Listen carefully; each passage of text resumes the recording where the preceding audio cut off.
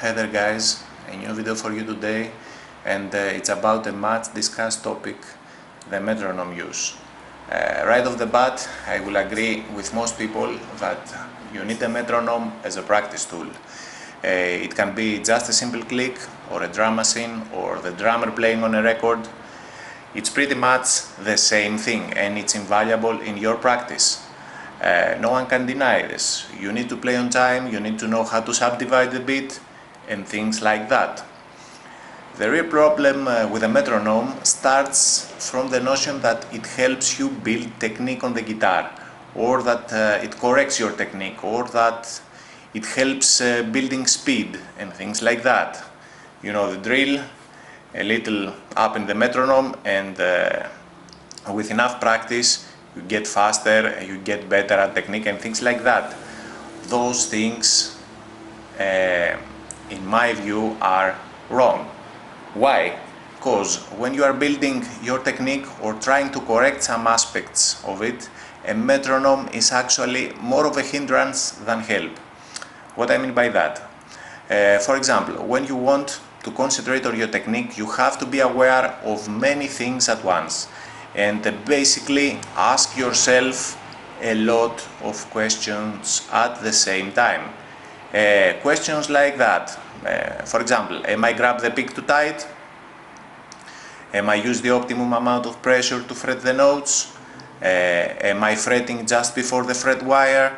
Is my thumb behind the neck or over it? And what position do I need at this particular moment? Am I using my elbow or my wrist to pick? Do I leave the note fretted for its whole value, or I unfret it a millisecond faster and I sound unsynchronized? You know, all these kinds of questions that you need to be, they need to be answered, and you need to be aware at the same time. To be aware of so many things, you actually need to lose the metronome, at least when you practice to better your technique. That doesn't mean that the metronome is useless, it means that it's not useful all the time. Okay, remember that, it's not useful all the time. For this reason, I suggest that a no-tempo practice is better, because you can concentrate on the mechanics of the motion. You know, the feelings of tension you get, how hard you grab the pick, where exactly do you fret, where is your thumb, do I really use my wrist or my elbow, do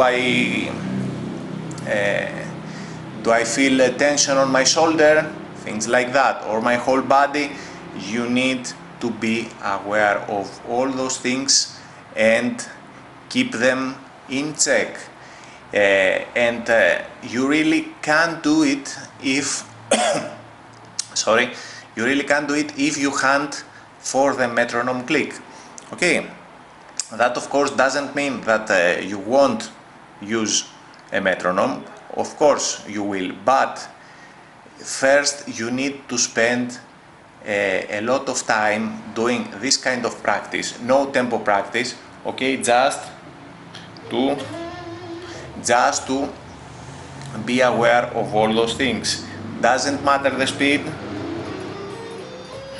you just need to concentrate on the feelings and on the tone your fingers are making, and that concentration is almost impossible when you use a metronome. Okay, so what is my recommendation? My recommendation is spend an ample amount of time doing all those things, concentrating on all those elements and many more, and when you find yourself that all these elements come to you automatically, that you won't have to think about it, that you are doing them perfectly, okay, all those things, economy of motion, feelings of tension, things like that, and you record yourself doing that, because many times we think we're doing the right thing, but if we record ourselves in a video, for example, we will see that it's a whole different story. So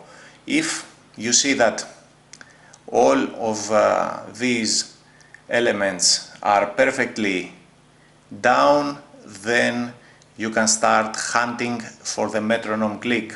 So, my conclusion is, use the metronome for many reasons, but not to correct your technique. If you want to correct your technique or build your technique or things like that, you need a no tempo practice. Okay?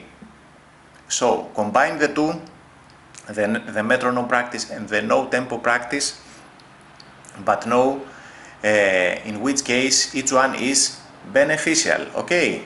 So again, my recommendation is, if you are building your technique, try not to hunt for the click. Okay, so that's it for today. I hope you enjoyed these lessons. Leave your comments below if you agree or disagree on the subject, and have fun practicing.